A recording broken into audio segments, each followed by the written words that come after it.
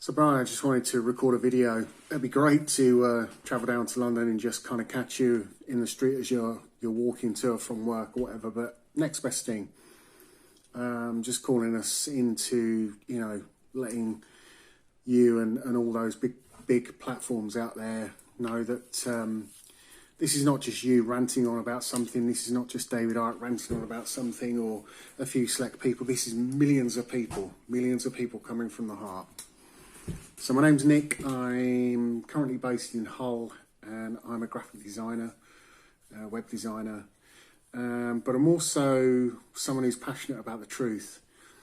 And, I think the whole kind of thing that's been going on with this COVID stuff is an ulterior motive. I think it's an ulterior story. I don't really think it's got much to do with a virus. I think it's got much more to do with control and the government wanting to take control about things, and we can see that with the deplatforming of David Icke. I mean, what is that all about? That's absolutely crazy. And your work with the guys at London Real, also with people like UK Column,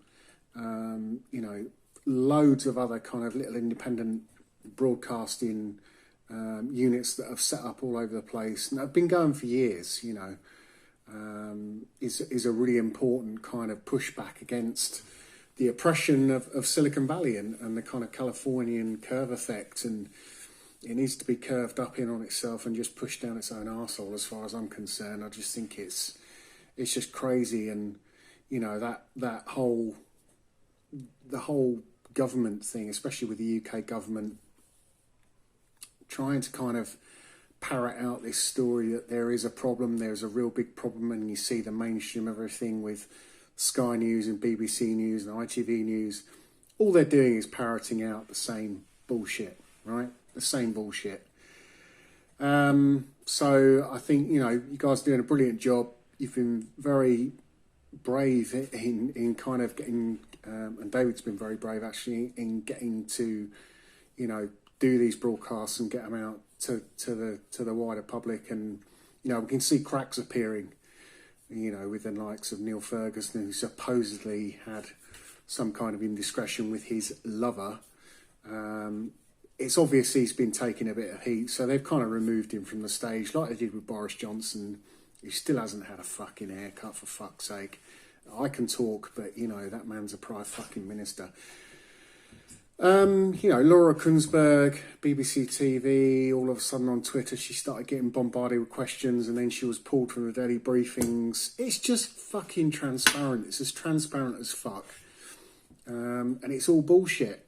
I don't agree with everything David Icke says. I don't agree with everything that anyone says, but I know when something feels right with me. And that's where I'm at. So I just wanted to say a big up to yourself and all the other guys at London Real Army, and to the London Real Army at large. We're there, we're doing things. In the lead up to Rose Icke 3, I posted the videos from Rose Icke 2. I put them on YouTube and Vimeo, and they were pulled instantly. So I thought, well, fuck that. So I put them on my Google Drive account and I started flying them out on Twitter. Loads of people watching them, etc. So I'll continue doing that because I want to fight for what I believe is true.